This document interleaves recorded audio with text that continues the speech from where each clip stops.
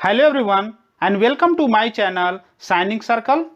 आज हम लोग आधुनिक भारत के इतिहास से संबंधित टेस्ट नंबर 2 देखने वाले हैं, जिसमें 100 मोस्ट इम्पोर्टेंट क्वेश्चन होंगे। उम्मीद है कि आपने इसका प्रथम भाग जरूर देखा होगा। अगर नहीं देखा है तो उस वीडियो का लिंक नीचे डिस्क्रिप्शन बॉक्स में दे दूंगा, जहां जाकर उस वीडियो को देख सकते हैं। चलिए क्वेश्चन की ओर चलते हैं। फर्स्ट क्वेश्चन, भारत में 1613 ईस्वी में अंग्रेजों ने अपनी पहली फैक्ट्री कहां स्थापित किया था? Option A Goa, B Masulipatnam, C Surat and D Hooghly. इसका राइट आंसर हो जाएगा सूरत। यानी कि अंग्रेजों ने भारत में 1613 ईस्वी में पहली फैक्ट्री सूरत में स्थापित किया था। लेकिन जहांगीर के शासनकाल में ईस्ट इंडिया कंपनी ने सर्वप्रथम 1611 ईस्वी में मसूलीपट्टनम में एक अस्थायी कारखाना स्थापित किया था। ये भी आप लोग फैक्ट याद रखिए। 1611 ईस्वी में मसूलीपट्टनम में एक अस्थायी कारखाना स्थापित किया था, लेकिन बाद में 1613 ईस्वी में अंग्रेजों ने अपनी पहली फैक्ट्री सूरत में स्थापित किया। नेक्स्ट क्वेश्चन, निम्न में से किसने अपनी राजधानी मुर्शिदाबाद से मुंगेर हस्तांतरित किया था? मुर्शिदाबाद से Munger. Option A Alivardi Khan, B Sirajuddaula, C Mir Jafar and D Mir Qasim. इसका राइट आंसर हो जाएगा मीर कासिम। नेक्स्ट क्वेश्चन, 1760 का प्रसिद्ध वाडिवास का युद्ध अंग्रेजों द्वारा किसके खिलाफ लड़ा गया था? ऑप्शन ए फ्रांसीसी, B Dutch, C Mysore and D Karnataka. Wandiwash का युद्ध 1760। इसका राइट आंसर हो जाएगा फ्रांसीसी। यानी कि वाडिवास का युद्ध 1760 ईस्वी में अंग्रेजों और फ्रांसीसियों के बीच हुआ था। इसमें अंग्रेज सेना का नेतृत्व सर आयर कूट कर रहे थे एवं फ्रांसीसी सेना का नेतृत्व काउंट डी लाली कर रहे थे। इस युद्ध में फ्रांसीसी पराजित हुए। इस युद्ध के साथ आप लोग 3 फैक्ट और याद रखिए। जैसे 1757 का प्लासी का युद्ध, यानी कि प्लासी का युद्ध कब हुआ था? 1757। और उसके 2 साल बाद 1759 ईस्वी में वेदरा का युद्ध हुआ था। और उसके 1 साल बाद यानी कि 1760 ईस्वी में वाडिवास का युद्ध हुआ था। और उसके 4 साल बाद यानी कि 1764 ईस्वी में बक्सर का युद्ध हुआ था। तो आप लोग ये चारों युद्ध को आप लोग याद रखिए। पहला हुआ प्लासी का युद्ध 1757, बेदरा का युद्ध 1759, वाडिवास का युद्ध 1760 और बक्सर का युद्ध 1764। ये चारों फैक्ट आप लोग याद रखिए। नेक्स्ट क्वेश्चन है, सिख साम्राज्य का अंतिम शासक कौन था? Option A Dalip Singh, B Ranjit Singh, C Naunihal Singh and D Sher Singh. Sikh साम्राज्य का अंतिम शासक। इसका राइट आंसर हो जाएगा दलीप सिंह। फैक्ट देख लेते हैं। 1849 ईस्वी में द्वितीय आंग्ल सिख युद्ध की समाप्ति पर अंग्रेजों द्वारा पंजाब का विलय कर लिया गया था तथा दिलीप सिंह को पेंशन देकर ब्रिटेन भेज दिया गया था। ये भी आप लोग फैक्ट याद रखिए। सिख साम्राज्य का अंतिम शासक दिलीप सिंह। इन्हें द्वितीय आंग्ल सिख युद्ध 1849 की समाप्ति के बाद दिलीप सिंह को पेंशन देकर ब्रिटेन भेज दिया गया था। ये भी फैक्ट आप लोग याद रखिए। नेक्स्ट क्वेश्चन है, निम्न में से किस पर ब्रिटिश संसद में महाभियोग का मुकदमा चलाया गया था? Option A Sir John Shore, B Warren Hasting, C Lord Cornwallis and D Lord Wellesley. इसका राइट आंसर वारेन हेस्टिंग। और किसने लगाया था ब्रिटिश पार्लियामेंट में वारेन हेस्टिंग पर महाभियोग? तो बर्क द्वारा महाभियोग लगाया गया था। ये भी आप लोग फैक्ट याद रखिए। नेक्स्ट क्वेश्चन आने के पहले मैं इसी तरह का वीडियो यूट्यूब पर अपलोड करते रहता हूं। अगर मेरा वीडियो पसंद आ रहा है तो मेरे यूट्यूब चैनल को लाइक, शेयर एंड सब्सक्राइब करें। नेक्स्ट क्वेश्चन, विलियम बेंटिंग के द्वारा सती प्रथा किस वर्ष समाप्त की गई थी? ऑप्शन ए 1825 ईस्वी, बी 1827 ईस्वी, सी 1829 ईस्वी एंड डी 1830 ईस्वी। सती प्रथा का अंत विलियम बेंटिंग द्वारा। इसका राइट आंसर हो जाएगा 1829। इसमें सहयोग किसने दिया था? तो इसमें सहयोग राजा राम मोहन राय द्वारा दिया गया था। ये भी आप लोग याद रखिए, राजा राम मोहन राय, सती प्रथा।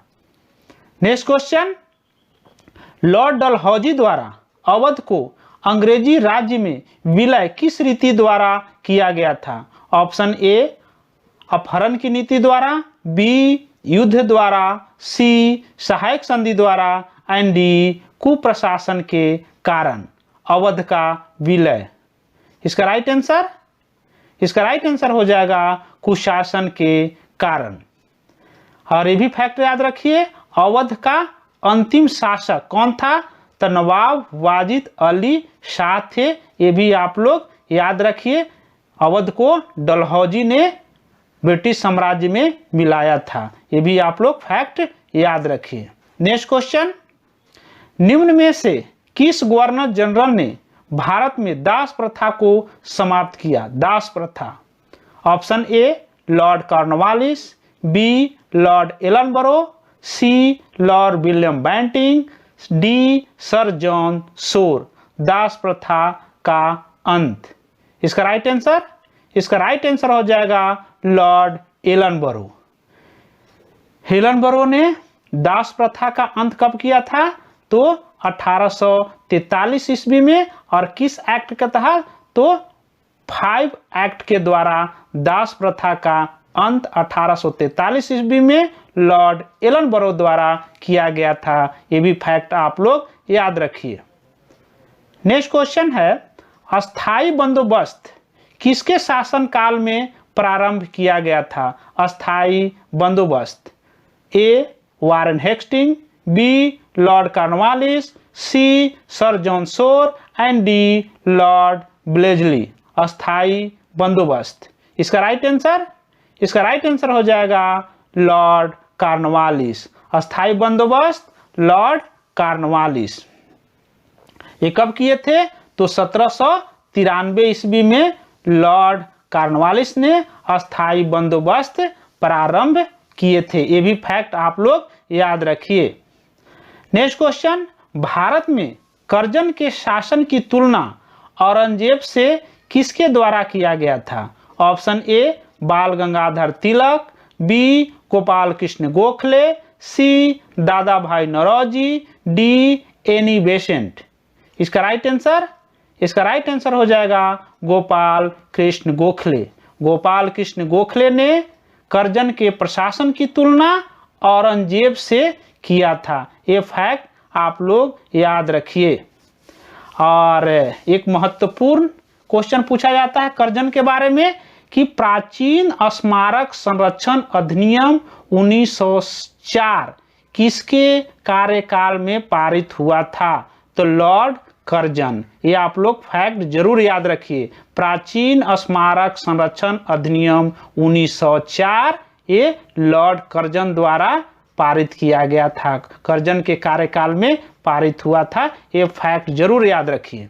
नेक्स्ट क्वेश्चन, ब्रिटिश भारत की राजधानी का कोलकाता से दिल्ली हस्तांतरण किसके शासनकाल में क्रियान्वित हुआ था? Option A Lord Minto, B Lord Hardinge, C Lord Chelmsford and D Lord Reading. Kolkata से दिल्ली भारत की राजधानी। इसका राइट आंसर हो जाएगा लॉर्ड हार्डिंग के शासनकाल में ये हुआ था। घोषणा कब हुआ था? घोषणा हुआ था 12 दिसंबर 1911 में।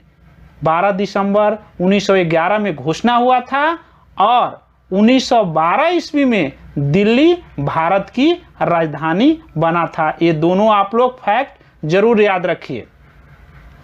नेक्स्ट क्वेश्चन, महात्मा गांधी द्वारा दक्षिण अफ्रीका में प्रकाशित समाचार पत्र का क्या नाम था?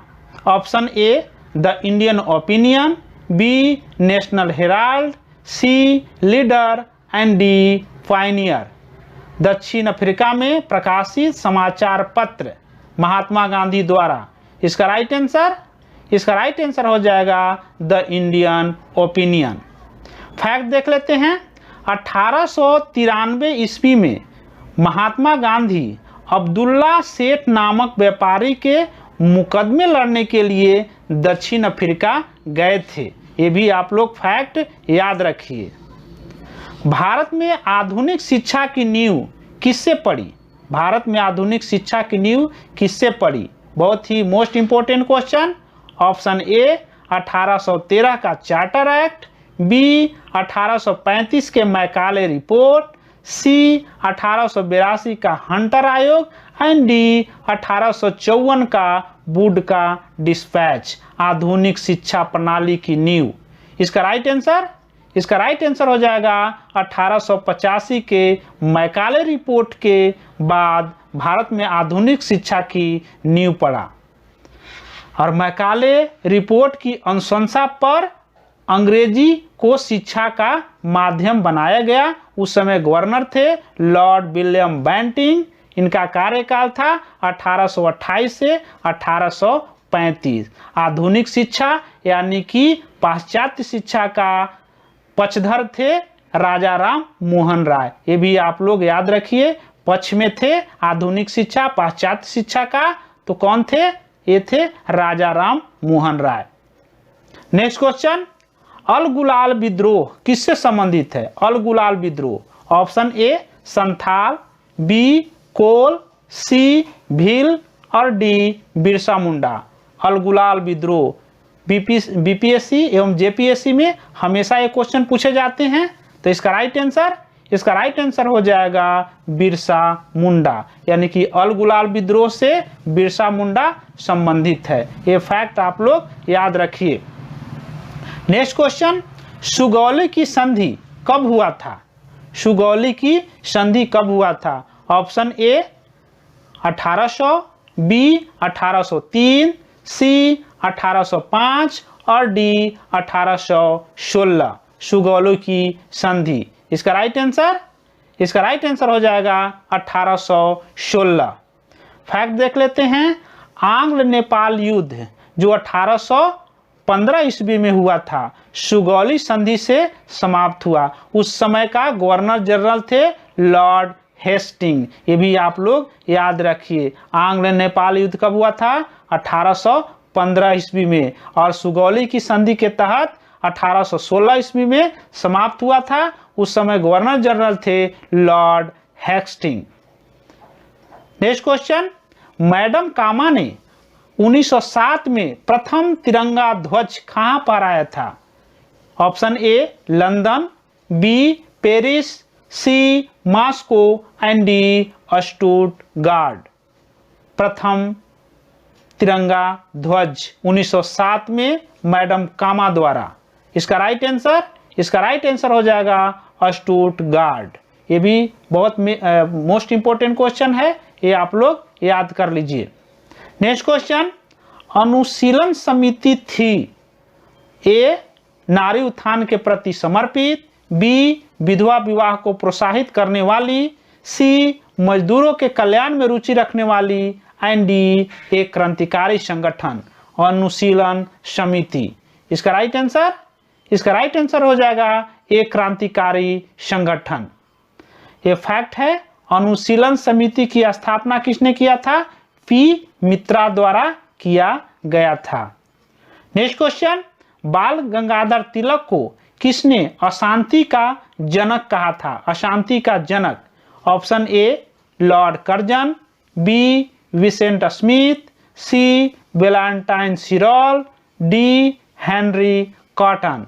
अशांति का जनक बाल गंगाधर तिलक को। इसका राइट आंसर हो जाएगा वेलेंटाइन सिरोल। ये आप लोग याद रखिए। नेक्स्ट क्वेश्चन, भारतीय राष्ट्रीय कांग्रेस के प्रथम अधिवेशन में कितने प्रतिनिधियों ने भाग लिया था? Option A 52, B 62, C 72 and D 82। भारतीय राष्ट्रीय कांग्रेस के प्रथम अधिवेशन में कितने प्रतिनिधियों ने भाग लिया था? इसका राइट आंसर हो जाएगा 72, 72।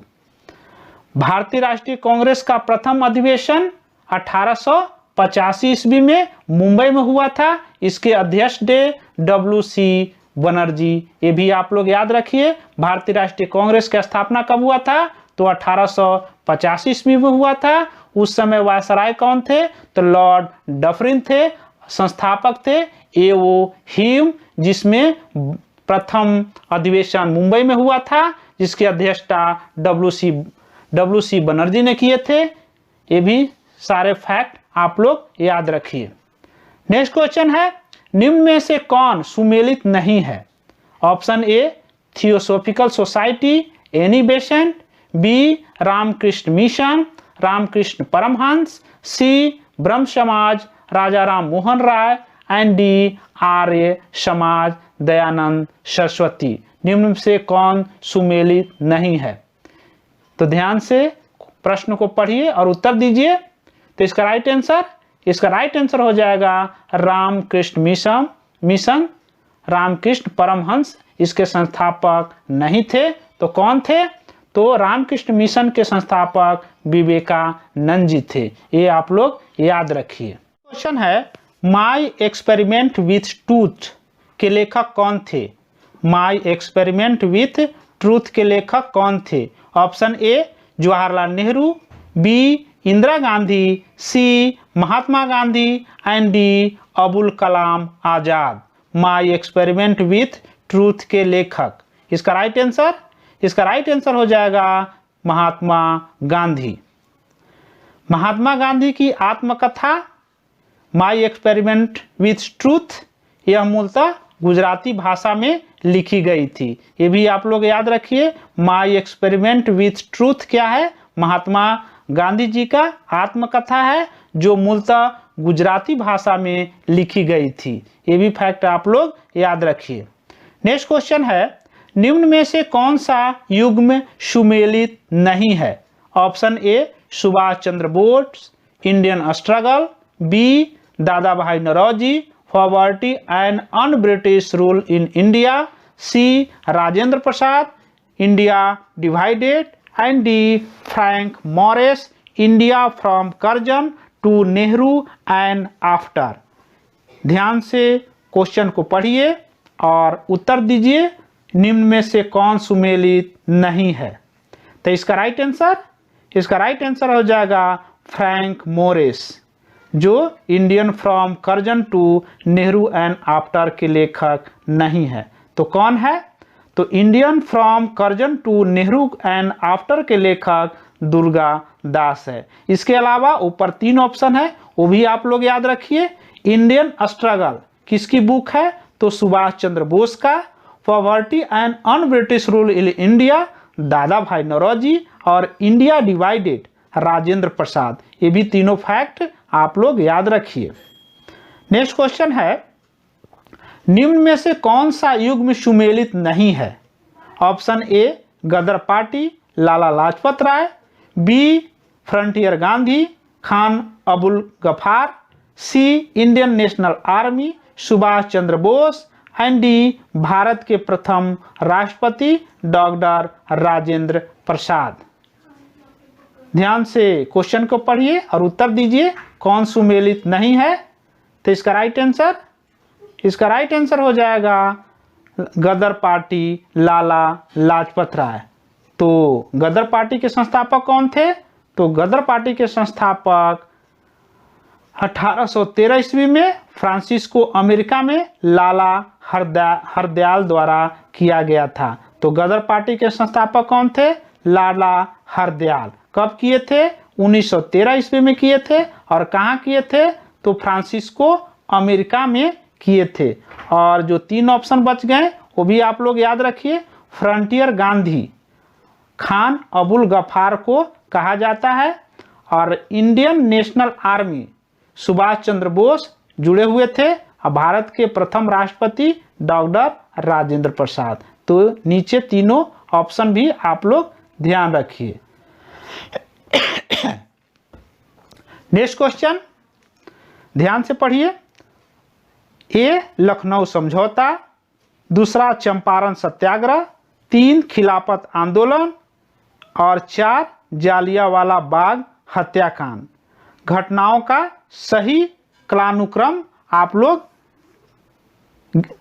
ध्यान से पढ़िए और उत्तर दीजिए। घटनाओं का सही कालानुक्रम। तो इसका राइट आंसर क्या हो जाएगा? ध्यान से क्वेश्चन को पढ़िए। इसका राइट आंसर हो जाएगा 1, 2, 4, 3। यानी कि लखनऊ समझौता कब हुआ था? सबसे पहला हुआ था 1916 ईस्वी में। उसके बाद चंपारण सत्याग्रह 1917 में। और उसके बाद जालियांवाला बाग हत्याकांड 13 अप्रैल 1919 में हुआ। और उसके बाद खिलाफत आंदोलन 27 अक्टूबर 1919 में हुआ था।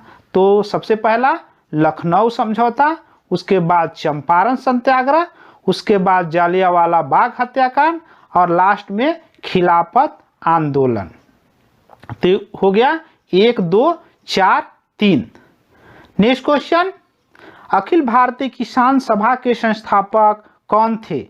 Option A Acharya Narendra Dev, B Swami Sahajanand Saraswati, C Bankim Mukherjee and D Jayaprakash Narayan.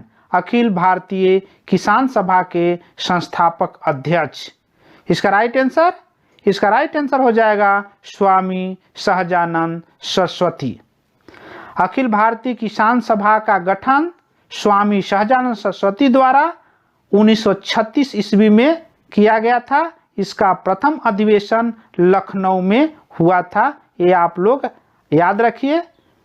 Next question, 1930 ईस्वी में महात्मा गांधी ने सविनय अवज्ञा आंदोलन कहाँ से प्रारंभ किए थे? Option A Wardha, B Dandi, C Sevagram and D Sabarmati. सविनय अवज्ञा आंदोलन का प्रारंभ 1930 ईस्वी में। इसका राइट आंसर हो जाएगा दांडी। फैक्ट देख लेते हैं। महात्मा गांधी जी ने 12 मार्च 1930 को साबरमती आश्रम से 79 सहयोगियों के साथ पैदल चलकर 24 दिनों में लगभग 322 किलोमीटर की यात्रा कर दांडी पहुंचे थे, जहां यानी कि दांडी में ही 6 अप्रैल 1930 को नमक कानून भंग कर सविनय अवज्ञा आंदोलन का शुरुआत किए थे। यानी कि सविनय अवज्ञा आंदोलन का प्रारंभ कहाँ हुआ था? दांडी से हुआ था 6 अप्रैल 1930 को। ये आप लोग फैक्ट याद रखिए। नेक्स्ट क्वेश्चन, गांधी इरविन समझौता कब हुआ था? Option A 1930, B 1931, C 1932, D 1933। Gandhi Irwin समझौता। इसका राइट आंसर हो जाएगा 1931। गांधी इरविन समझौता के तहत ही महात्मा गांधी ने द्वितीय गोलमेज सम्मेलन के लिए लंदन गए थे। तो महात्मा गांधी इरविन समझौता कब हुआ था? 5 मार्च 1931 को संपन्न हुआ था, जिसे दिल्ली समझौता के नाम से भी जाना जाता है। ये भी आप लोग याद रखिए। गांधी इरविन समझौता को किस नाम से जाना जाता है? तो दिल्ली समझौता के नाम से जाना जाता है। और ये जो हुआ था 5 मार्च 1931 को संपन्न हुआ था। नेक्स्ट क्वेश्चन, निम्न में से किसने तीनों गोलमेज सम्मेलन में भाग लिया था? Option A Vallabh Bhai Patel, B Madan Mohan Malaviya, C B R Ambedkar and D Mahatma Gandhi. तीनों गोलमेज सम्मेलन में भाग लिया था। इसका राइट आंसर हो जाएगा बी आर अम्बेडकर। फैक्ट देख लेते हैं। प्रथम गोलमेज सम्मेलन कब हुआ था? 1930 ईस्वी में हुआ था। द्वितीय गोलमेज सम्मेलन कब हुआ था? 1931 ईस्वी में हुआ था। और तृतीय गोल सम्मेलन 1932 में हुआ था। बी आर अम्बेडकर तीनों गोल सम्मेलन में भाग लिए थे। ये आप लोग याद रखिए। नेक्स्ट क्वेश्चन है, किसका कथन है? क्रिप्स प्रस्ताव एक डूबते हुए बैंक के नाम एक उत्तर दिनांकित चेक है, यानी कि पोस्ट डेटेड चेक। किसने कहा था क्रिप्स मिशन को? Option A Mahatma Gandhi, B Jawaharlal Nehru, C JB Kripalani and D Jayaprakash Narayan. Cripps mission को पोस्ट डेटेड चेक किसने कहा था? इसका राइट आंसर हो जाएगा महात्मा गांधी। क्रिप्स मिशन कब भारत आया था? तो 1942 ईस्वी में क्रिप्स मिशन भारत आया था। ये आप लोग फैक्ट याद कर रखिए, जिसको महात्मा गांधी ने पोस्ट डेटेड चेक कहा था। नेक्स्ट क्वेश्चन, स्वतंत्र भारत के प्रथम गवर्नर जनरल कौन थे? Option A Rajagopalachari, B Warren Hasting, C doctor Rajendra Prasad and D Lord Mountbatten. स्वतंत्र भारत के प्रथम गवर्नर जनरल। इसका राइट आंसर हो जाएगा लॉर्ड माउंटबेटन। फैक्ट याद रखिए, स्वतंत्र भारत के पहले भारतीय गवर्नर जनरल कौन थे? तो स्वतंत्र भारत के पहले भारतीय गवर्नर जनरल श्री राजा गोपालाचारी थे। ये आप लोग फैक्ट याद रखिए। अगर पूछता है कि स्वतंत्र भारत के प्रथम गवर्नर जनरल कौन थे, तो लॉर्ड माउंटबेटन। और अगर उसमें भारतीय जुड़ जाता है, यानी कि स्वतंत्र भारत के पहले भारतीय गवर्नर जनरल कौन थे, तो सी राजगोपालाचारी होगा। ये आप लोग ध्यान रखिएगा। नेक्स्ट क्वेश्चन, भारत में पुर्तगाली शक्ति का वास्तविक संस्थापक कौन था? Option A Vasco da Gama, B Francisco de Almeida, C Albuquerque and D Dias. Bharat में पुर्तगाली शक्ति का वास्तविक संस्थापक। इसका राइट आंसर हो जाएगा अल्बुकर्क। अल्बुकर्क ने 1510 ईस्वी में बीजापुर के आदिलशाही सुल्तान यूसुफ आदिल शाह से गोवा को छीन लिया था। ये भी आप लोग याद रखिए। अल्बुकर्क ने 1510 ईस्वी में बीजापुर के आदिलशाही सुल्तान यूसुफ आदिल शाह से गोवा को छीन लिया गया था।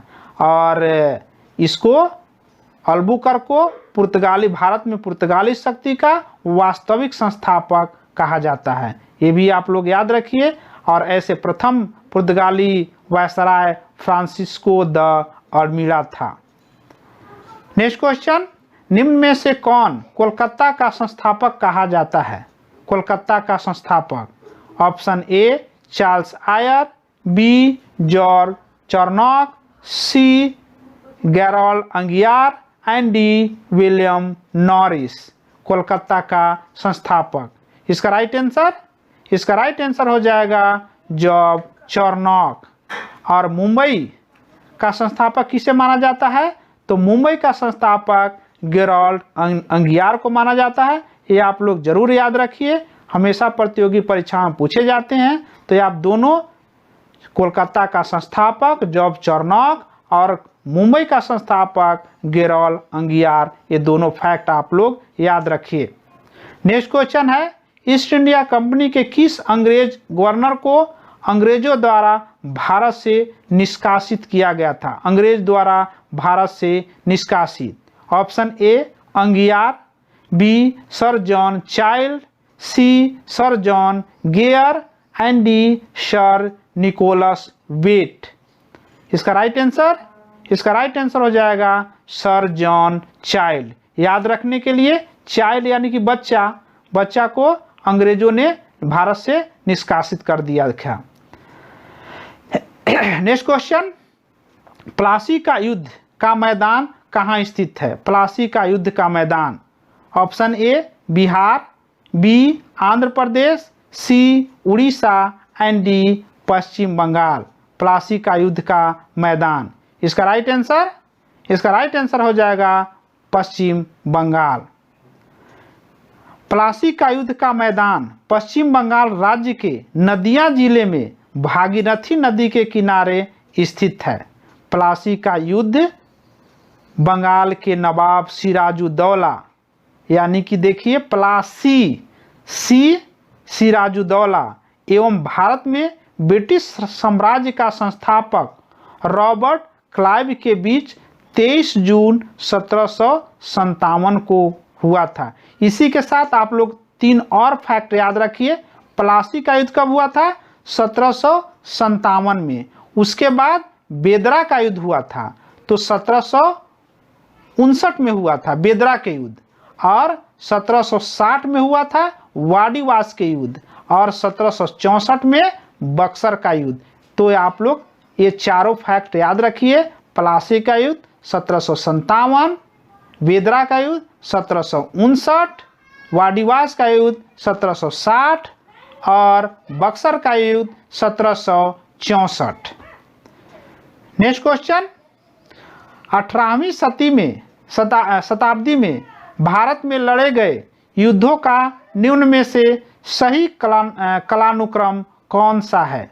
ऑप्शन ए वाडीवास युद्ध, बक्सर युद्ध, बेदरा का युद्ध, प्लासी का युद्ध, बी प्लासी का युद्ध, बेदरा का युद्ध, वाडीवास का युद्ध, बक्सर का युद्ध, सी वाडीवास का युद्ध, प्लासी का युद्ध, बेदरा का युद्ध, बक्सर का युद्ध, डी बेदरा का युद्ध, बक्सर का युद्ध, वाडीवास का युद्ध और प्लासी का युद्ध।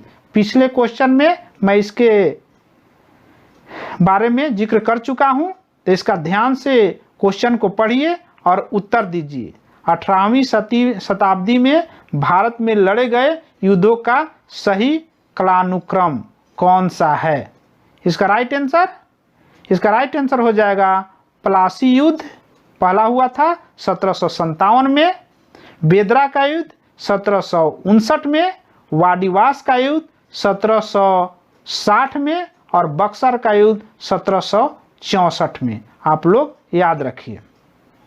देखिए प्लासी का युद्ध 1757 किसके किसके बीच हुआ था? रॉबर्ट क्लाइव एवं बंगाल के नवाब सिराजुद्दौला के बीच हुआ था। उसके बाद बेदरा का युद्ध हुआ 1759 ईस्वी में, जिसमें अंग्रेज एवं डच थे, और वाडीवास का युद्ध 1760, इसमें अंग्रेज सेना का सेनापति आयरकुट थे और पुर्तगाली का नेतृत्व काउंट डी लाली कर रहे थे। और चौथा बक्सर का युद्ध 1764, इसमें मीर कासिम, अवध के नवाब शुजाउद्दौला एवं मुगल सम्राट शाह आलम द्वितीय की संयुक्त सेना तथा अंग्रेज जिसका नेतृत्व हेक्टर मुनरो कर रहे थे। ये आप सारे फैक्ट को याद कर लीजिए। नेक्स्ट क्वेश्चन, अंग्रेजों ने श्रीरंगपट्टनम की संधि किसके साथ किया था? अंग्रेजों ने श्रीरंगपट्टनम की संधि, option A Haider Ali, B Dupleix, C Tipu Sultan and D Nandraj. Srirangapatnam की संधि, इसका राइट आंसर हो जाएगा टीपू सुल्तान। अब फैक्ट देख लेते हैं। तृतीय आंग्ल मैसूर युद्ध 1790-92 की समाप्ति के बाद श्रीरंगपट्टनम की संधि हुआ था, और एक इनके बीच हुआ था लॉर्ड कॉर्नवालिस एवं टीपू सुल्तान के बीच हुआ था श्रीरंगपट्टनम की संधि। नेक्स्ट क्वेश्चन, निम्न में से किसने बंगाल में द्वैत शासन प्रणाली को समाप्त किया था? बंगाल में द्वैत शासन प्रणाली की समाप्ति, option A Robert Clive, B Lord Cornwallis, C Warren Hasting and D Lord Wellesley. इसका राइट आंसर हो जाएगा वारेन हेस्टिंग। अब देख लेते हैं द्वैत शासन की शुरुआत बंगाल में किसने किया था? रॉबर्ट क्लाइव के द्वारा 1765 में हुआ था। और इसकी समाप्ति कब किसने किया था? तो समाप्ति वारेन हेस्टिंग ने 1772 में ईस्वी में रेगुलेटिंग एक्ट के तहत किया था। तो ये आप लोग याद रखिए। नेक्स्ट क्वेश्चन है, कोलकाता में एशियाटिक सोसाइटी ऑफ बंगाल की स्थापना किसने किया था? Option A Jonathan Duncan, B William Jones, C Warren Hasting and D Charles Grant. Kolkata में एशियाटिक सोसाइटी ऑफ बंगाल 1784 की स्थापना किसके द्वारा किया गया? तो इसका राइट आंसर हो जाएगा William Jones. Next question, Hedgewar ने किस वर्ष राष्ट्रीय स्वयंसेवक संघ यानी कि आरएसएस की स्थापना की गई थी? Option A 1927, B 1929, C 1924 and D 1925। Hedgewar ने किस वर्ष राष्ट्रीय स्वयंसेवक संघ की स्थापना की थी? इसका राइट आंसर हो जाएगा 1925 ईस्वी। इसका मुख्यालय कहाँ है? आरएसएस का मुख्यालय नागपुर में है। ये भी आप लोग याद रखिए।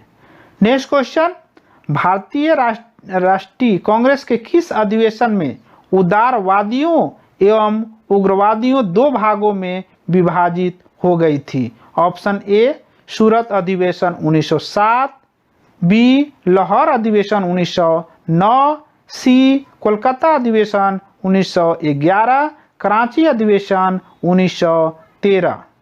तो इसका राइट आंसर हो जाएगा सूरत अधिवेशन 1907 में भारतीय राष्ट्रीय कांग्रेस के में उदारवादियों और उग्रवादियों में विभाजित हो गया था। और सूरत अधिवेशन कब हुआ था? तो 1907 में हुआ था और इसकी अध्यक्षता रास बिहारी घोष ने किए थे। निम्न में से किसने सोम प्रकाश नामक समाचार पत्र शुरू किया? Option A Dayanand Saraswati, B Ishwar Chandra Vidyasagar, C Raja Ram Mohan Roy and D Surendranath Banerjee. Som Prakash नामक समाचार पत्र। इसका राइट आंसर हो जाएगा ईश्वर चंद्र विद्यासागर। इस समाचार पत्र में नील आंदोलन के किसानों के हितों का समर्थन किया था, यानी कि नील आंदोलन का समर्थन किया था सोम प्रकाश। ये भी आप लोग याद रखिए। नेक्स्ट क्वेश्चन है, राजा राम मोहन राय ने निम्न में से किसका विरोध नहीं किए थे? ऑप्शन ए बाल विवाह, बी सती प्रथा, सी पाश्चात्य शिक्षा एंड डी मूर्ति पूजा। किसका विरोध नहीं किए थे यानी कि सपोर्ट किए थे? इसका राइट आंसर हो जाएगा पाश्चात्य शिक्षा का इन्होंने राजा राम मोहन राय ने सपोर्ट किए थे। मैकाले रिपोर्ट का अंग्रेजी शिक्षा का फैक्ट देख लेते हैं। 1828 ईस्वी में राजा राम मोहन राय ने ब्रह्म समाज की नींव डाली थी। ये मोस्ट इंपोर्टेंट क्वेश्चन है। ब्रह्म समाज की स्थापना किसने किया था? तो राजा राम मोहन राय ने। कब किया था? 1828 ईस्वी में। ब्रह्म समाज की स्थापना का उद्देश्य क्या था? ये भी आप लोग बीपीएस में पूछता है, चाहे स्टेट पीसीएस में हमेशा पूछे जाते हैं। तो उनका सबसे बड़ा उद्देश्य था एकेश्वरवाद की उपासना, दूसरा था मूर्ति पूजा का विरोध, और तीसरा था अवतारवाद का खंडन, और चौथा था स्त्रियों की स्थिति को सुधारना। ये आप लोग ब्रह्म समाज की स्थापना का मुख्य उद्देश्य है। आप लोग कम से कम इनके 4 उद्देश्य को आप लोग याद रखिए। एकेश्वरवाद की उपासना, मूर्ति पूजा का विरोध, अवतारवाद का खंडन और स्त्रियों की स्थिति को सुधारना। नेक्स्ट क्वेश्चन है, निम्न में से किसने ज्ञान योग, कर्म योग तथा राजयोग नामक पुस्तक लिखी? Option A Swami Vivekananda, B Ranade, C Raja Ram Mohan Roy and D Ramakrishna Paramhansa. Jnana Yoga, कर्मयोग तथा राजयोग नामक पुस्तक के रचनाकार। इसका राइट आंसर हो जाएगा स्वामी विवेकानंद। अब फैक्ट देख लेते हैं स्वामी विवेकानंद से संबंधित। 1893 ईस्वी में स्वामी विवेका जी ने शिकागो में आयोजित विश्व धर्म सम्मेलन में अपना भाषण दिए थे। कब दिए थे? 1893 में। कहाँ दिए थे? तो शिकागो अमेरिका में दिए थे। और इसने स्वामी विवेकानंद जी ने 1897 ईस्वी में रामकृष्ण मिशन की भी स्थापना किए थे। तो ये सारे फैक्ट आप लोग याद रखिए। नेक्स्ट क्वेश्चन, निम्न में से किस संगठन ने शुद्धि आंदोलन का समर्थन किया था? शुद्धि आंदोलन का समर्थन। ऑप्शन ए आर्य समाज, बी ब्रह्म समाज, सी देव समाज एंड डी प्रार्थना समाज। शुद्धि आंदोलन का समर्थन। इसका राइट आंसर हो जाएगा आर्य समाज। अब फैक्ट देख लेते हैं। आर्य समाज की स्थापना दयानंद सरस्वती, जिनका मूल नाम था मूल शंकर, के द्वारा 1875 ईस्वी में मुंबई में की गई थी। यानी कि आर्य समाज की स्थापना किसने किया था?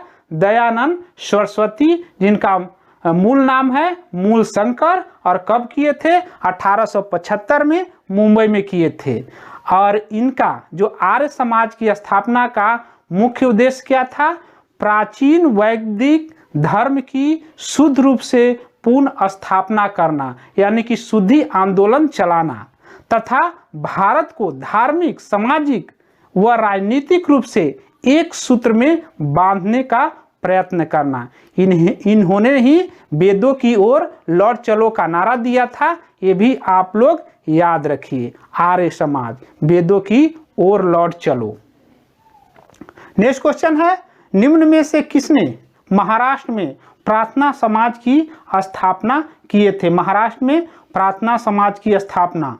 Option A M G. Ranade, B Jyotiba Phule, C M G. Chandrakar, D Atmaram Pandurang. Prarthana Samaj की स्थापना। इसका राइट आंसर हो जाएगा आत्मारंग पांडुरंग। ये फैक्ट देख लेते हैं। प्रार्थना समाज की स्थापना 1867 ईस्वी में मुंबई में आचार्य केशव चंद्र सेन की प्रेरणा से आत्मारंग पांडुरंग द्वारा किया गया था। प्रार्थना समाज की स्थापना आत्मारंग पांडुरंग कब किया गया था? 1867 में किया गया था। कहाँ किया गया था? मुंबई में किया गया था। और किसकी प्रेरणा से किया गया था? तो केशव चंद्र सेन की प्रेरणा से प्रार्थना समाज की स्थापना किया गया था। इसका प्रमुख उद्देश्य क्या था? तो इसका प्रमुख उद्देश्य था जाति प्रथा का विरोध, स्त्री पुरुष की विवाह की आयु में वृद्धि, विधवा विवाह एवं स्त्री शिक्षा को प्रोत्साहन देना।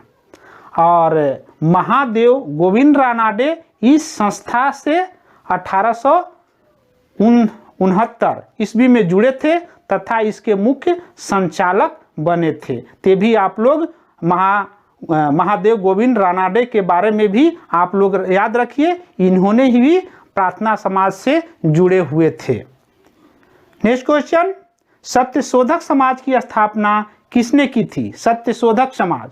Option A BR. Ambedkar, B Satram, C Jyotiba Phule and D Pandita Ramabai. Satyashodhak Samaj. इसका राइट आंसर हो जाएगा ज्योतिबा फूले। अब फैक्ट देख लेते हैं। 1873 ईस्वी में सत्यशोधक समाज की स्थापना ज्योतिबा फूले ने की थी। इसका मुख्य उद्देश्य क्या था? पाखंडी ब्राह्मणों एवं अवसरवादी धर्म ग्रंथों से निम्न जातियों की रक्षा।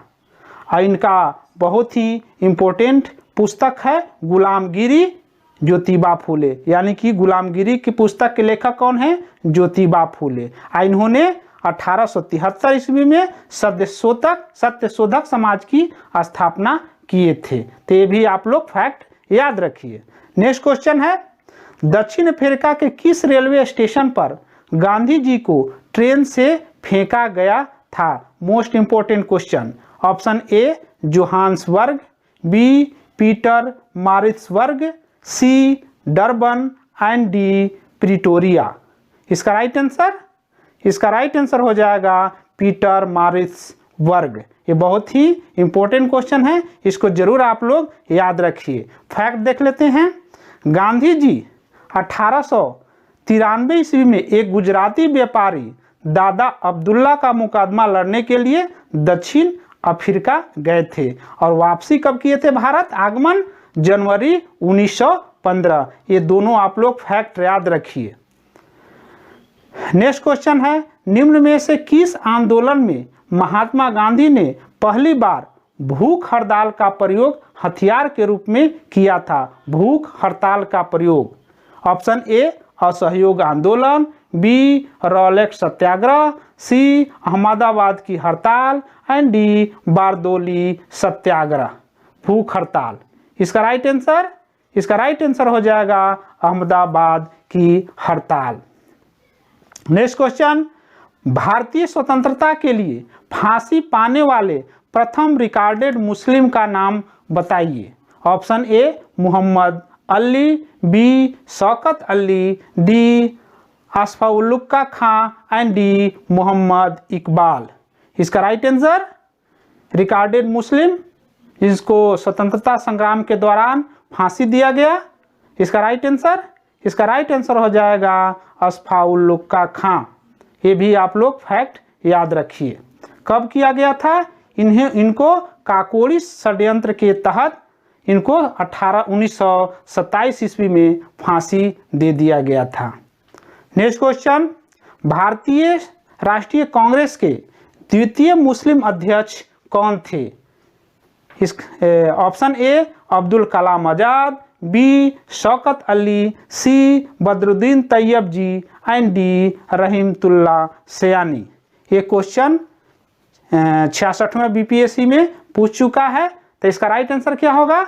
इसका राइट आंसर हो जाएगा रहीमतुल्ला सयानी। आप फैक्ट देख लेते हैं। भारतीय राष्ट्रीय कांग्रेस के 12वां अधिवेशन जो कोलकाता में हुआ था 1896 में, उसकी अध्यक्षता रहीमतुल्ला सयानी जी ने किए थे। भारत में अंग्रेजों ने सर्वप्रथम मदरसा कहाँ स्थापित किया था?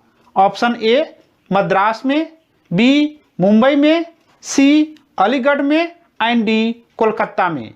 भारत में अंग्रेजों ने सर्वप्रथम मदरसा कहाँ स्थापित किया था? इसका राइट आंसर हो जाएगा कोलकाता। अब फैक्ट देख लेते हैं।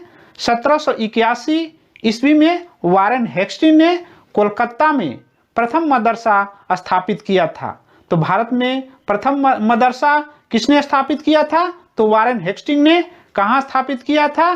कोलकाता में। और कब किया था? तो 1781 ईस्वी में। तो फैक्ट आप लोग याद रखिए।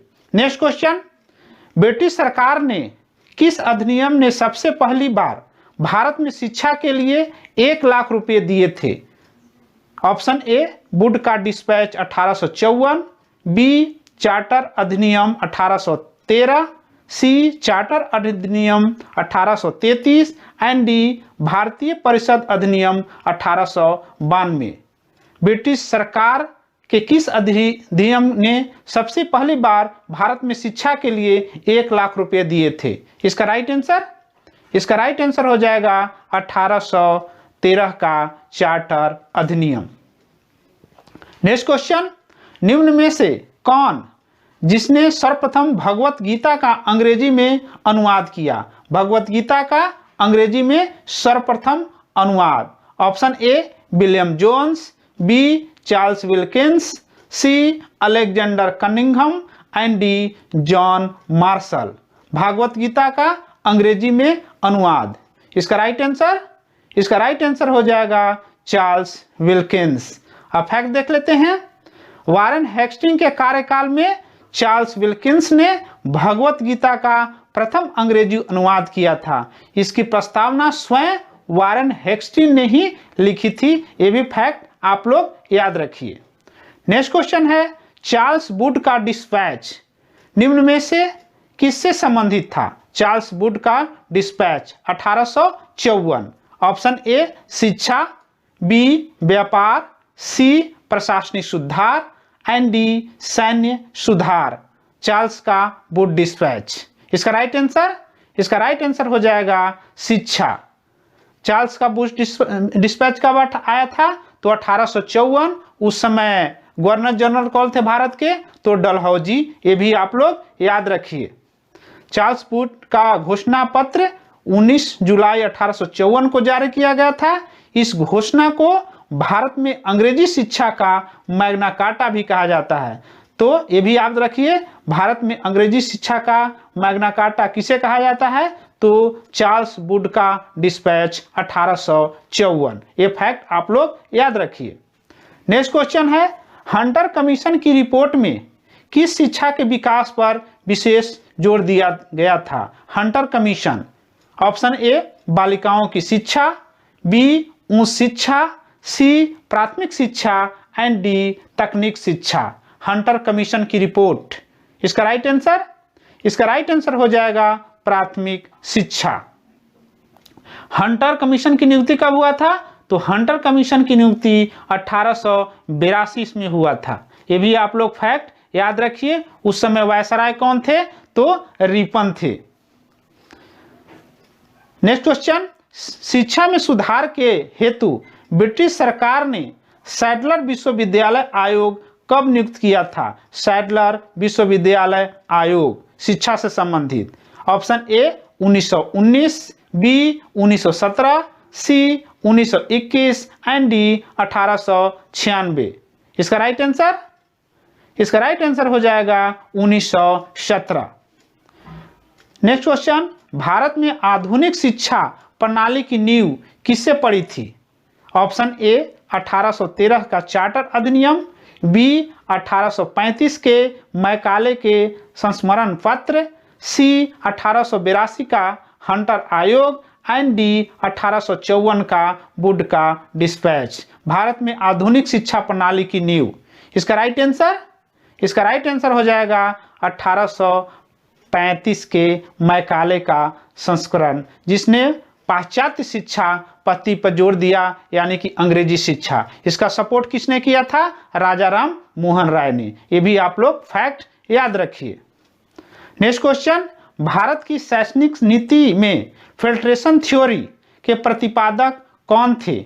भारत की शैक्षणिक नीति में फिल्ट्रेशन थ्योरी के प्रतिपादक। Option A Charles Wood, B Macaulay, C JM. Mill and D Cornwallis. Filtration theory. इसका राइट आंसर हो जाएगा मैकाले। इसके अनुसार भारत में उच्च वर्ग को शिक्षा दिया जाए और धीरे धीरे फिल्टर होके नीचे तक आएगा। ये मैकाले ने कहा था। और एक कथन भी आप लोग याद रखिए, मैकाले का चर्चित कथन है, यूरोप के एक अच्छे पुस्तकालय की एक अलमारी का एक कक्ष भारत और अरब के समस्त साहित्य से अधिक मूल्यवान है। ये कथन परीक्षा में पूछे जाते हैं, तो ये भी आप लोग याद रखिए। यूरोप के एक अच्छे पुस्तकालय की एक अलमारी का एक कक्ष और भारत और अरब के समस्त साहित्य से अधिक मूल्यवान है। ये भी आप लोग याद रखिए।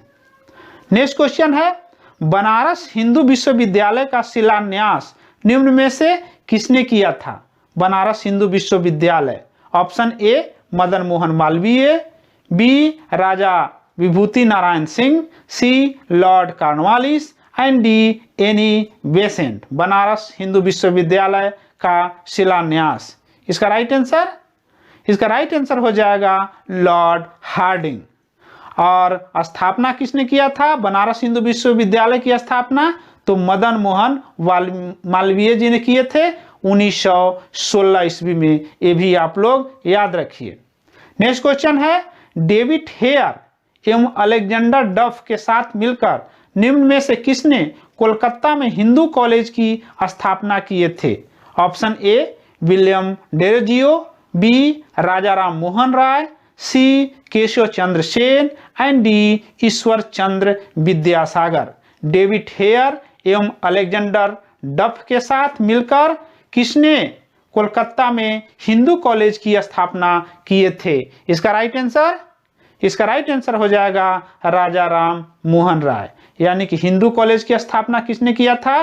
तो David Hare, Alexander Duff and Raja Ram Mohan Roy ने तीनों मिलकर कोलकाता में हिंदू कॉलेज की स्थापना किए थे। तो ये आप लोग याद रखिए। और कोलकाता में हिंदू कॉलेज की स्थापना कब हुआ था? तो 1817 ईस्वी में किया गया था। ये भी आप लोग याद रखिए। नेक्स्ट क्वेश्चन है, इंडियन वार ऑफ इंडिपेंडेंस 1857 के लेखक हैं? Option A S N Sen, B R C Majumdar, C V D Savarkar and D S B Chaudhary. Indian war of independence 1857 के लेखक। इसका राइट आंसर हो जाएगा V D Savarkar. V D Savarkar ने 1857 की क्रांति को प्रथम स्वतंत्रता संग्राम की संज्ञा दी थी। ये भी याद रखिए। वी डी सावरकर के अनुसार 1857 की क्रांति प्रथम स्वतंत्रता संग्राम था। ये भी आप लोग याद रखिए। नेक्स्ट क्वेश्चन, इंडियन अनरेस्ट के लेखक कौन थे? Indian unrest. Option A Dada भाई Naoroji, B Annie Besant, C Lala Lajpat Rai and D Valentine Chirol. Indian unrest के लेखक।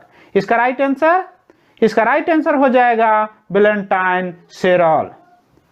वैलेंटाइन सेरॉल ने बाल गंगाधर तिलक को भारत में अशांति का जन्मदाता कहा था। ये भी आप लोग फैक्ट याद रखिए। भारत में अशांति का जन्मदाता किसको कहा जाता है? बाल गंगाधर तिलक को। किसने कहा था? वैलेंटाइन सेरॉल ने कहा था। ये भी फैक्ट आप लोग याद रखिए। नेक्स्ट क्वेश्चन है, डच ईस्ट इंडिया कंपनी ने किस वर्ष अपनी फैक्ट्री पटना में स्थापित किया था? Option A 1601, B 1632, C 1774 and D 1651। East India Company ने किस वर्ष फैक्ट्री पटना में स्थापित किया था? इसका राइट आंसर हो जाएगा 1632 ईस्वी में। वर्तमान में डच फैक्ट्री का वह स्थान अब क्या है? पटना कॉलेज के नाम से जाना जाता है। ये भी आप लोग याद रखिए। नेक्स्ट क्वेश्चन, 14-15 अगस्त 1947 की मध्य रात्रि केंद्रीय असेंबली में इकबाल का गीत हिंदुस्तान हमारा और जनगण किसने गाया था?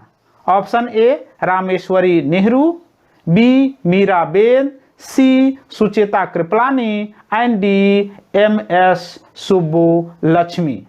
इसका राइट आंसर हो जाएगा एम एस सुब्बुलक्ष्मी।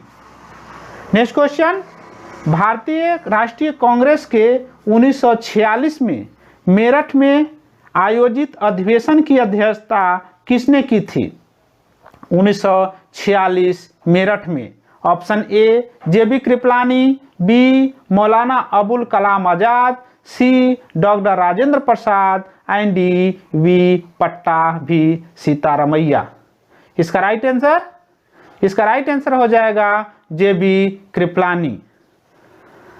भारत विभाजन के समय जेबी कृपलानी भारतीय राष्ट्रीय कांग्रेस के अध्यक्ष थे और नवंबर 1947 में इस्तीफा देने के उपरांत डॉक्टर राजेंद्र प्रसाद अध्यक्ष बनाए गए थे। ये भी फैक्ट आप लोग याद रखिए। भारत विभाजन के समय भारतीय राष्ट्रीय कांग्रेस के अध्यक्ष कौन थे? तो जेबी कृपलानी। लेकिन नवंबर 1947 में इन्होंने इस्तीफा दे दिया था। उसके बाद डॉक्टर राजेंद्र प्रसाद को अध्यक्ष बनाया गया था। इसी तरह एक और फैक्ट याद रखिए, 1938 में सुभाष चंद्र बोस जब इस्तीफा दिए थे तो उस समय भी डॉक्टर राजेंद्र प्रसाद को अध्यक्ष बनाया गया था। नेक्स्ट क्वेश्चन, संविधान को 26 जनवरी के दिन लागू करने का निर्णय क्यों लिया गया था? ऑप्शन ए यह एक शुभ दिन था, बी कांग्रेस ने इस तिथि को 1930 ईस्वी में स्वतंत्रता दिवस के रूप में मनाया था। सी, इस तिथि को 1942 में भारत छोड़ो आंदोलन प्रारंभ किया गया था। एंड डी, उपयुक्त में से कोई नहीं। इसका राइट आंसर हो जाएगा कांग्रेस ने इस तिथि को 1930 में स्वतंत्रता दिवस के रूप में मनाया था। ये भी फैक्ट आप लोग याद रखिए। नेक्स्ट क्वेश्चन, अंग्रेजों ने रैयतवाड़ी बंदोबस्त कहाँ लागू किया था? रैयतवाड़ी बंदोबस्त, बहुत ही most important question. Option A Bengal Presidency, B Madras Presidency, C Mumbai Presidency, and D Madras और मुंबई प्रेसिडेंसी। रैयतवाड़ी व्यवस्था, इसका राइट आंसर हो जाएगा मद्रास और मुंबई प्रेसिडेंसी। फैक्ट देख लेते हैं। रैयतवाड़ी व्यवस्था का सूत्रपात किसने किया था? कैप्टन रीड और थॉमस मुनरो ने किया था। रैयतवाड़ी व्यवस्था के तहत किसानों को अपनी जमीन का मालिक माना जाता था, जो सीधे सरकार को कर देते थे। ये भी आप लोग याद रखिए। रैयतवाड़ी किसान डायरेक्ट किसानों से संबंधित है, ये आप लोग याद रखिए। नेक्स्ट क्वेश्चन, निम्नलिखित घटनाओं पर विचार कीजिए और इन घटनाओं का सही कालानुक्रम क्या है, ये आप लोग बताइए। पहला है क्रिप्स मिशन, बी अगस्त प्रस्ताव, C Nehru Report, and D Wavell Plan. सबसे पहले कौन हुआ था, उसके बाद कौन हुआ था, ये आप सही कालानुक्रम आपको बताना है। तो इसका राइट आंसर क्या हो जाएगा? ध्यान से क्वेश्चन को पढ़िए और उत्तर दीजिए। इसका राइट आंसर हो जाएगा 3, 2, 1, 4। यानी कि सबसे पहले नेहरू रिपोर्ट, उसके बाद हुआ था अगस्त प्रस्ताव, उसके बाद हुआ क्रिप्स मिशन, और बाद में आया बेबेल प्लान। एक बार देख लेते हैं दोबारा से क्या है। सबसे पहले नेहरू रिपोर्ट कब आया था? 1928 ईस्वी में। उसके बाद क्या आया? अगस्त प्रस्ताव 1940 ईस्वी में। उसके बाद सी क्रिप्स मिशन आया 1942 ईस्वी में। और बेबेल योजना कब आया था? 1945 में। तो ये आप चारों फैक्ट याद रखिए। नेहरू रिपोर्ट 1928, अगस्त प्रस्ताव 1940, क्रिप्स मिशन 1942 और बेबेल योजना 1945। नेक्स्ट क्वेश्चन, दिल्ली में 1947 में आयोजित अखिल भारतीय कांग्रेस समिति की बैठक में निम्न में से किसने विभाजन के प्रस्ताव का समर्थन किया था? बहुत ही मोस्ट इंपोर्टेंट क्वेश्चन, विभाजन के प्रस्ताव का समर्थन। Option A Govind Ballabh Pant, B Vallabh Bhai Patel, C J B. Kripalani, and D Abul Kalam Azad. इसका राइट आंसर हो जाएगा अबुल कलाम आजाद। यानी कि अबुल कलाम आजाद दिल्ली में 1947 में एक बैठक हुआ था अखिल भारतीय कांग्रेस समिति की। उसमें अबुल कलाम आजाद ने प्रस्ताव को, विभाजन के प्रस्ताव को समर्थन किए थे। देख लेते हैं एक बार फैक्ट। अखिल भारतीय कांग्रेस समिति की 14 जून 1947 को हुई बैठक में गोविंद बल्लभ पंत ने भारत विभाजन का प्रस्ताव प्रस्तुत किया था। प्रस्ताव किसने प्रस्तुत किया था? गोविंद बल्लभ पंत ने। और उसका समर्थन किसने किया था? तो समर्थन जो है मौलाना अबुल कलाम आजाद ने इस प्रस्ताव का समर्थन किया था। ये भी आप लोग फैक्ट याद रखिए। नेक्स्ट क्वेश्चन है, अखिल भारतीय कांग्रेस कमेटी की 14-15 जून 1947 को संपन्न हुए बैठक में भारत विभाजन के विपक्ष में किसने मतदान किया था? विपक्ष में, भारत विभाजन के विपक्ष में किसने मतदान किया था? Option A Abul Kalam Azad, B Khan Abdul Gaffar Khan, C Sardar Patel, and D Govind Ballabh Pant. इसका राइट आंसर हो जाएगा अबुल गफार खां, यानी कि सीमांत गांधी। तो इसका फैक्ट देख लेते हैं। विपक्ष में किसने वोट दिया था, मतदान किया था? तो खान अबुल गफार खां ने विपक्ष में वोट दिया था। डॉक्टर किचलू, पुरुषोत्तम दास टंडन इत्यादि लोगों ने विपक्ष में वोट दिया था। और विभाजन के पक्ष में वोट दिया था किसने? सरदार वल्लभ भाई पटेल ने, जवाहरलाल नेहरू ने। ये दोनों फैक्ट आप लोग याद रखिए। नेक्स्ट क्वेश्चन है, निम्न में से कौन ब्रिटिश सरकार के दौरान भारत में रैयतवाड़ी बंदोबस्त के प्रारंभ किए जाने के संबंधित थे? पीछे में फैक्ट के रूप में इसका उत्तर बता चुका हूं। तो option A Lord Cornwallis, B Alexander Read, C Thomas Munro and D B और सी दोनों। रैयतवाड़ी बंदोबस्त इसका राइट आंसर हो जाएगा बी और सी दोनों। अब फैक्ट देख लेते हैं। रैयतवाड़ी व्यवस्था के तहत किसानों को अपनी जमीन का मालिक माना जाता था, जो सीधे सरकार को कर देते थे। संपूर्ण ब्रिटिश भारत के 51% में वह व्यवस्था लागू थी। कहां कहां लागू था? मुख्यतः मद्रास और मुंबई में लागू था, और इसके अलावा पूर्वी बंगाल और असम में भी लागू था। तो ये थे फैक्ट। रैयतवाड़ी व्यवस्था थॉमस मुनरो और Alexander read. Next question, Dalhousie की विलय नीति का प्रथम शिकार निम्न में से कौन हुआ था? डलहौजी के विलय नीति के तहत प्रथम शिकार। Option A Jhansi, B Satara, C Karauli and D Sambalpur. इसका राइट आंसर हो जाएगा सतारा। सतारा जो था डलहौजी के विलय नीति का प्रथम शिकार राज्य था। फैक्ट देख लेते हैं। डलहौजी के व्यपगत सिद्धांत के अंतर्गत विलय किए गए प्रदेश कौन थे? सबसे पहला तो था सतारा, 1848 ईस्वी में मिलाया गया था ब्रिटिश साम्राज्य में। उसके बाद चैतपुर और संभलपुर, और उसके बाद घाट। ये भी आप लोग तीनों याद रखिए। नेक्स्ट क्वेश्चन,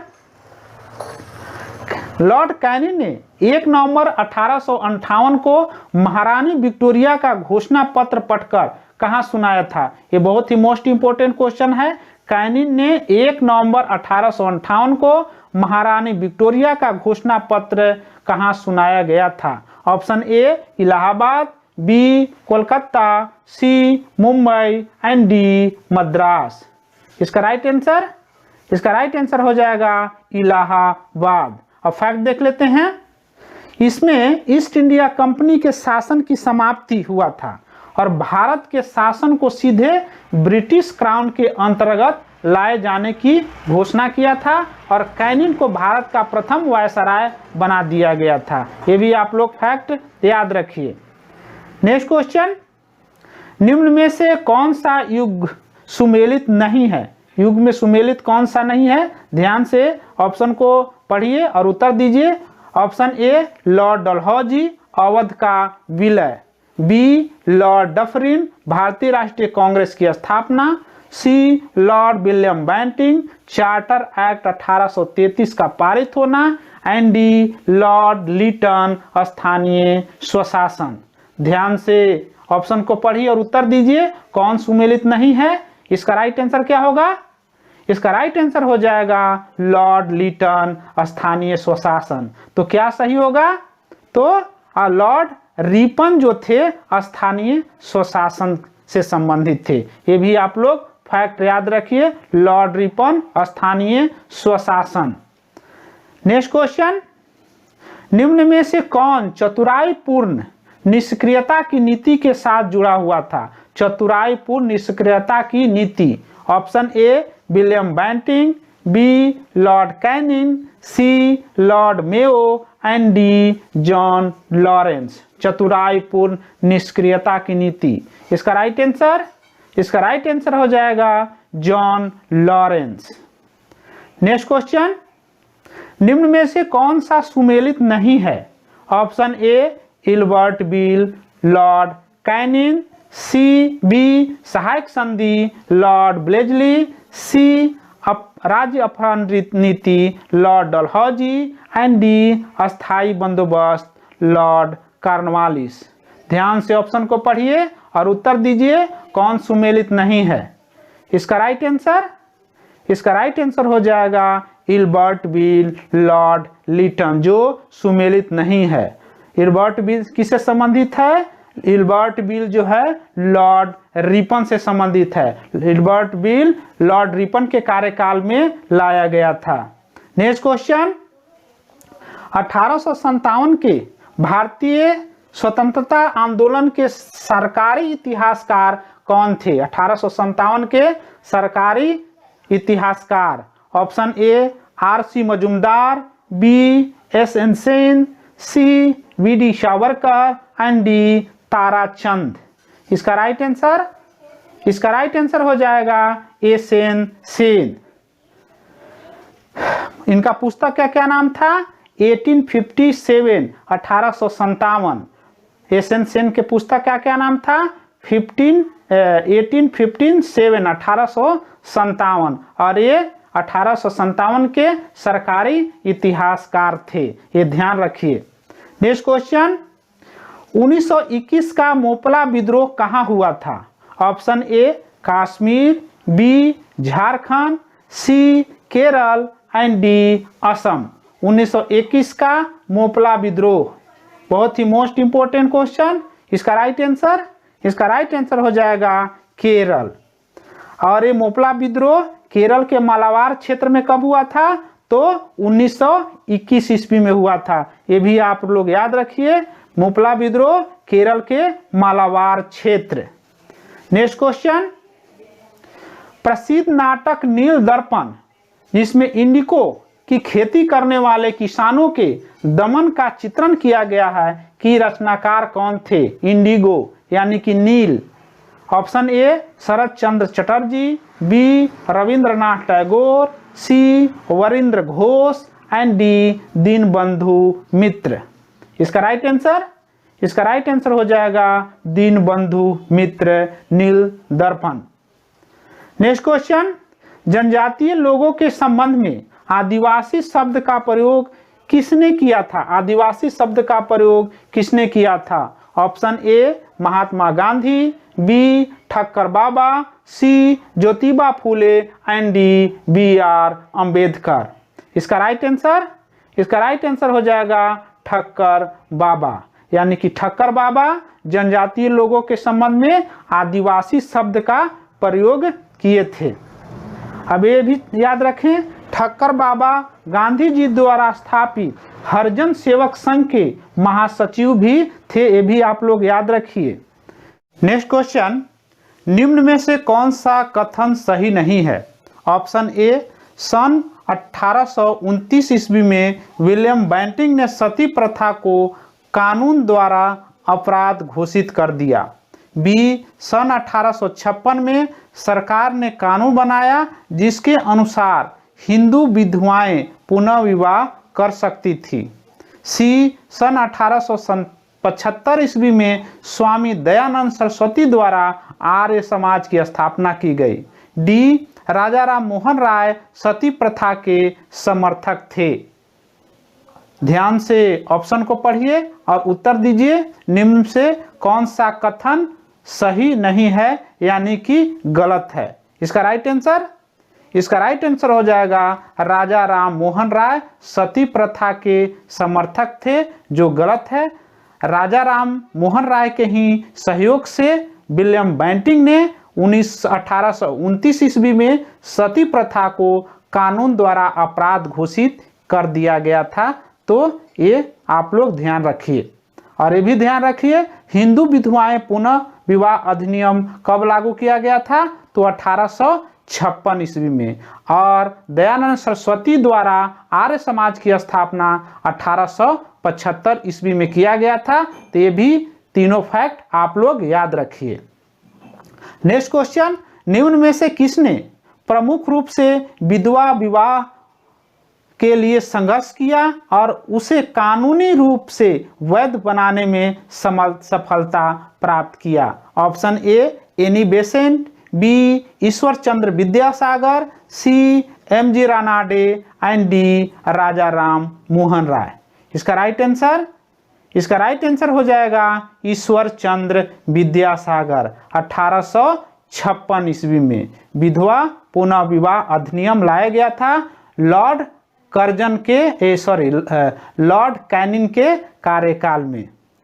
देखिए, हिंदू विधवा विवाह अधिनियम कब लागू किया गया था? 26 जुलाई 1856 को। नेक्स्ट क्वेश्चन, बाल विवाह प्रथा को नियंत्रित करने हेतु 1872 ईस्वी में सिविल मैरिज एक्ट ने लड़कियों के विवाह की न्यूनतम उम्र कितना निर्धारित किया गया था? ऑप्शन ए 14 वर्ष, बी 18 वर्ष, सी 16 वर्ष एंड डी 21 वर्ष। इसका राइट आंसर हो जाएगा 14 वर्ष। ये मोस्ट इंपॉर्टेंट क्वेश्चन है, इसे आप लोग ध्यान रखिए। सिविल मैरिज एक्ट 1872 के अनुसार लड़कियों के विवाह की न्यूनतम उम्र 14 वर्ष निर्धारित किया गया था। और लड़के का उम्र कितना निर्धारित किया गया था? तो लड़के का न्यूनतम उम्र 18 वर्ष निर्धारित किया गया था।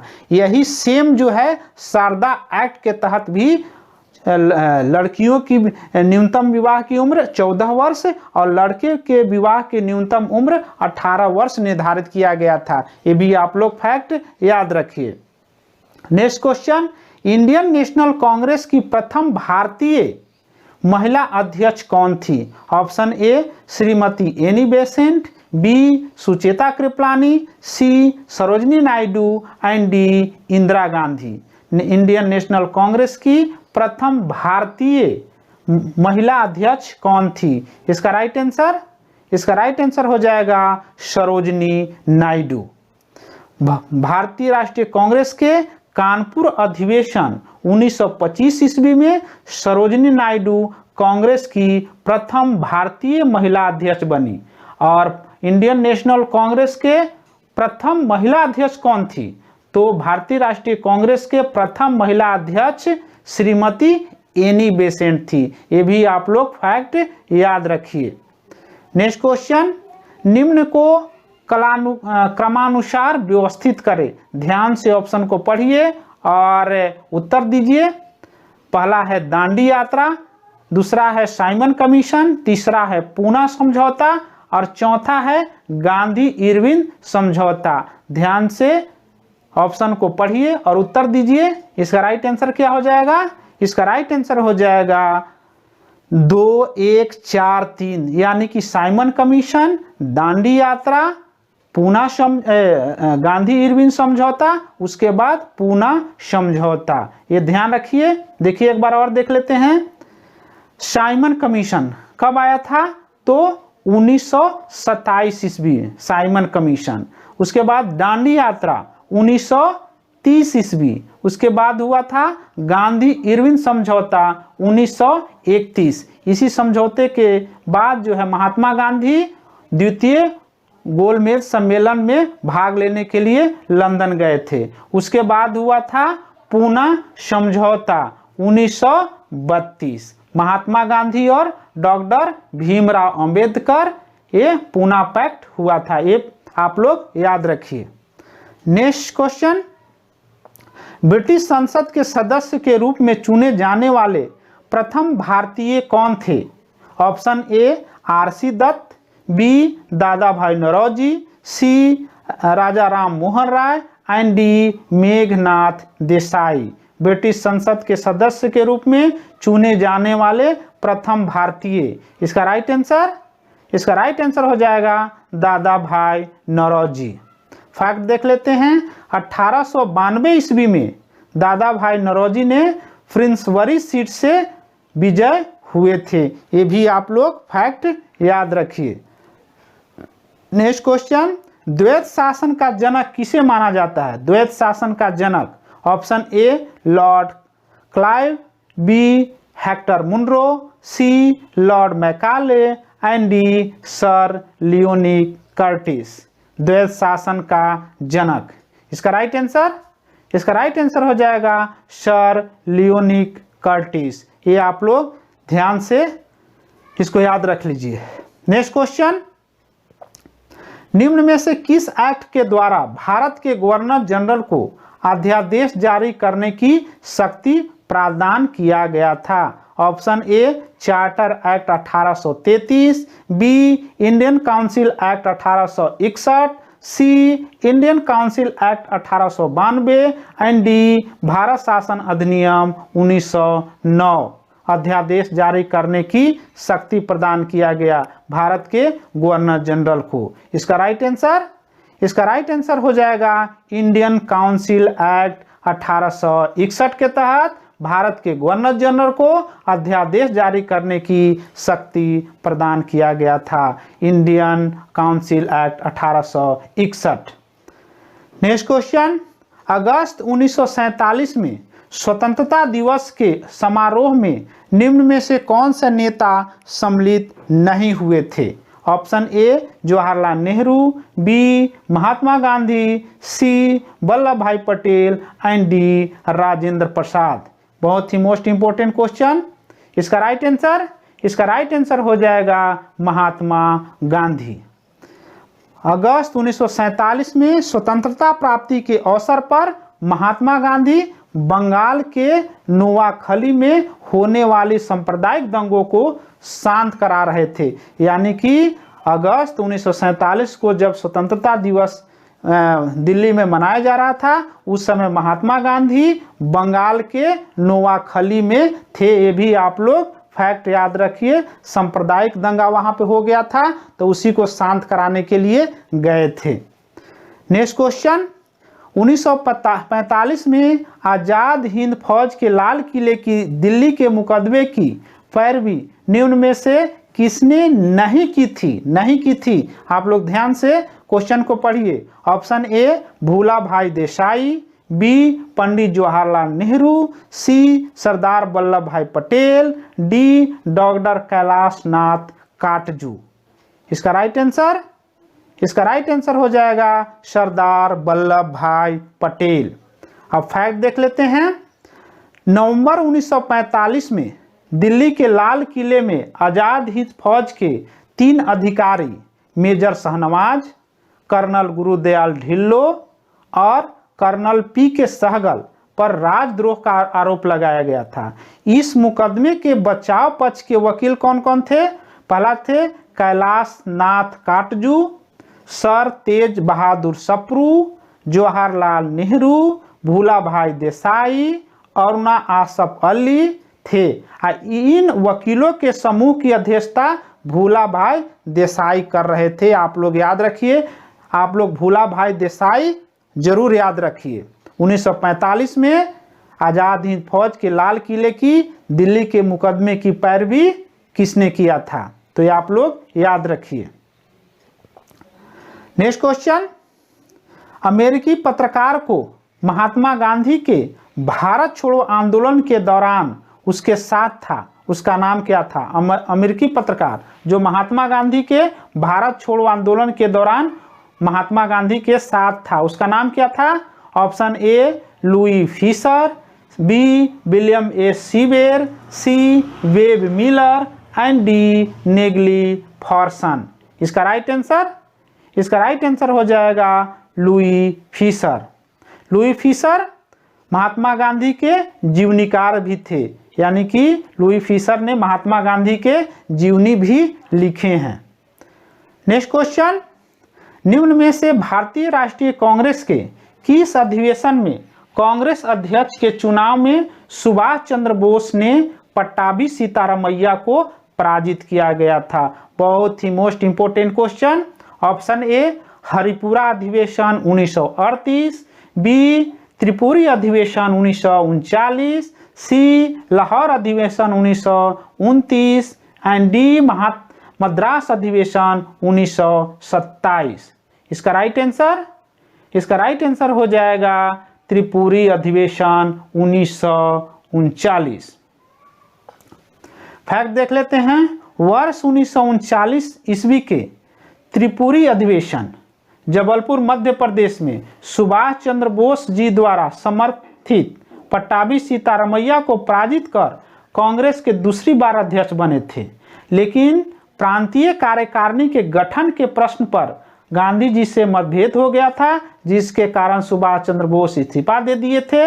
इनके बाद जो है कांग्रेस के अध्यक्ष डॉक्टर राजेंद्र प्रसाद को बनाया गया था। आप लोग याद रखिए, ये भी आप लोग याद रखिए कि क्यों सुभाष चंद्र बोस ने इस्तीफा दिया था, तो प्रांतीय कार्यकारिणी के गठन के प्रश्न पर महात्मा गांधी से मतभेद के कारण, ये भी हमेशा परीक्षाओं में पूछे जाते हैं। और उसके बाद जो है डॉक्टर राजेंद्र प्रसाद को कांग्रेस के अध्यक्ष बनाया गया। ये आप लोग फैक्ट याद रखिए।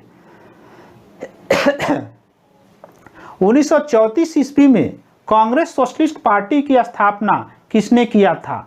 1934 ईस्वी में कांग्रेस सोशलिस्ट पार्टी की स्थापना ऑप्शन ए जवाहरलाल नेहरू और विनोबा भावे द्वारा, बी जवाहरलाल नेहरू और जयप्रकाश नारायण द्वारा, सी जयप्रकाश नारायण और आचार्य नरेंद्र द्वारा, और डी अशोक मेहता और डॉक्टर राजेंद्र प्रसाद द्वारा। 1934 ईस्वी में कांग्रेस सोशलिस्ट पार्टी की स्थापना। इसका राइट आंसर हो जाएगा जयप्रकाश नारायण और आचार्य नरेंद्र देव द्वारा। ये भी आप लोग याद रखिए, आचार्य नरेंद्र देव और जयप्रकाश नारायण। 1934 कांग्रेस सोशलिस्ट पार्टी की स्थापना। कांग्रेस समाजवादी पार्टी यानी कि कांग्रेस सोशलिस्ट पार्टी की स्थापना 1934 ईस्वी में हुआ था। इसके संस्थापक कौन थे? आचार्य नरेंद्र देव एवं जयप्रकाश नारायण। और प्रथम सम्मेलन कहाँ हुआ था? 1934 ईस्वी में पटना में हुआ था। और इस सम्मेलन के महासचिव कौन थे? तो जयप्रकाश नारायण और अध्यक्ष थे आचार्य नरेंद्र देव। ये ध्यान से आप लोग ध्यान रखिए। उस समय महासचिव कौन थे? जयप्रकाश नारायण और अध्यक्ष कौन थे? आचार्य नरेंद्र देव। ये बीपीएससी में क्वेश्चन पूछ चुका है कि कांग्रेस सोशलिस्ट पार्टी 1934 में स्थापना हुआ था, उसका प्रथम सम्मेलन पटना में हुआ था, उसका महासचिव कौन थे? तो जयप्रकाश नारायण थे, न कि आचार्य नरेंद्र देव। तो नरेंद्र देव क्या थे? नरेंद्र देव अध्यक्ष थे और महासचिव जयप्रकाश नारायण थे। ये आप लोग याद रखिए। नेक्स्ट क्वेश्चन है, राज्यों का विलयीकरण किसके नेतृत्व में हुआ था?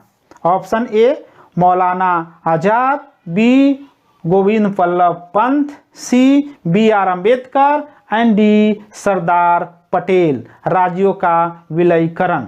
इसका राइट आंसर हो जाएगा सरदार पटेल। इसलिए इन्हें भारत का बिस्मार्क कहा जाता है। एकीकरण में इनका बहुत महत्वपूर्ण योगदान था। नेक्स्ट क्वेश्चन, निम्न में से किसे भारत में फ्रांसीसी कंपनी का संस्थापक माना जाता है? भारत में फ्रांसीसी कंपनी का संस्थापक option A Richelieu, B Mazarin, C Colbert and D Frank Martin. भारत में फ्रांसीसी कंपनी का संस्थापक। इसका राइट आंसर हो जाएगा कॉलबर्ट। आप लोग याद रखिए, कॉलबर्ट कौन था? तो लुई 14वां के मंत्री था। कॉलबर्ट जो था फ्रांस के राजा जो थे, लुई 14वां के मंत्री कॉलबर्ट था। उसने 1664 ईस्वी में फ्रेंच ईस्ट इंडिया कंपनी का स्थापना किया था। ये फैक्ट आप लोग याद रखिए। नेक्स्ट क्वेश्चन, टीपू सुल्तान ने अपनी राजधानी कहाँ बनाया था? ऑप्शन ए श्रीरंगपट्टनम में, बी मैसूर में, सी बेंगलोर में एंड डी कोयम्बटूर में। टीपू सुल्तान ने अपनी राजधानी कहाँ बनाया था? इसका राइट आंसर हो जाएगा श्रीरंगपट्टनम में। फैक्ट देख लेते हैं। टीपू सुल्तान चतुर्थ आंग्र मैसूर युद्ध 1799 के दौरान अंग्रेजों से लड़ते हुए ये मारे गए थे। टीपू सुल्तान उस समय भारत का गवर्नर कौन थे? लॉर्ड ब्लेजली। और टीपू सुल्तान ने श्रीरंगपट्टनम में स्वतंत्रता का वृक्ष लगाए थे। टीपू सुल्तान जैकोबिन क्लब के सदस्य भी थे। ये भी सारे फैक्ट आप लोग याद रखिए। नेक्स्ट क्वेश्चन, वसीन की संधि 1802 किसके मध्य हुआ था? वसीन की संधि ऑप्शन ए अंग्रेज तथा बाजीराव प्रथम, बी अंग्रेज तथा बाजीराव द्वितीय, सी फ्रांसीसी तथा बाजीराव प्रथम एंड डी डच तथा बाजीराव द्वितीय। इसका राइट आंसर है अंग्रेज तथा बाजीराव प्रथम। फैक्ट देख लेते हैं।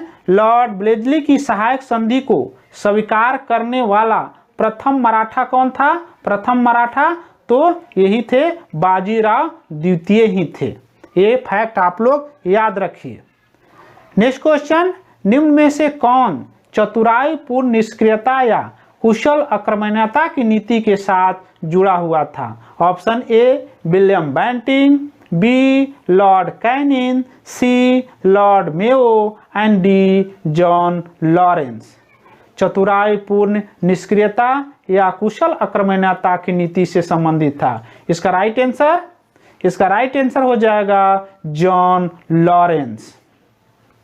नेक्स्ट क्वेश्चन, निम्न में से कौन भारत का एकमात्र यहूदी वायसराय था? एकमात्र यहूदी viceroy. Option A Lord Curzon, B Lord Canning, C Lord Irwin and D Lord Reading. इसका राइट आंसर एकमात्र यहूदी वायसराय। इसका राइट आंसर हो जाएगा लॉर्ड रीडिंग। लॉर्ड रीडिंग का कार्यकाल क्या था? 1921 से 1926 के बीच था। नेक्स्ट क्वेश्चन, निम्न में से कौन सा एक सुमेलित नहीं है? ध्यान से ऑप्शन को पढ़िए और उत्तर दीजिए। Option A Pitt's India Act Warren Hastings, B doctrine of lapse Dalhousie, C vernacular press act Curzon and D Ilbert bill Ripon. इसका राइट आंसर कौन सुमेलित नहीं है? ध्यान से ऑप्शन को पढ़िए और उत्तर दीजिए। इसका राइट आंसर क्या होगा? इसका राइट आंसर हो जाएगा वर्नाकुलर प्रेस एक्ट कर्जन, जो गलत है। वर्नाकुलर प्रेस एक्ट कब हुआ था? तो 1878 ईस्वी में लीटन के कार्यकाल में पारित हुआ था और 1882 में रिपन के कार्यकाल में इसे रद्द कर दिया गया था, वर्नाकुलर प्रेस एक्ट को। तो ये थे आज के 100 मोस्ट इंपोर्टेंट क्वेश्चन जो हमेशा प्रतियोगी परीक्षाओं में पूछे जाते हैं। तो अगर मेरा ये वीडियो आपको पसंद आया तो मेरे YouTube चैनल को लाइक, शेयर एंड सब्सक्राइब करें। धन्यवाद।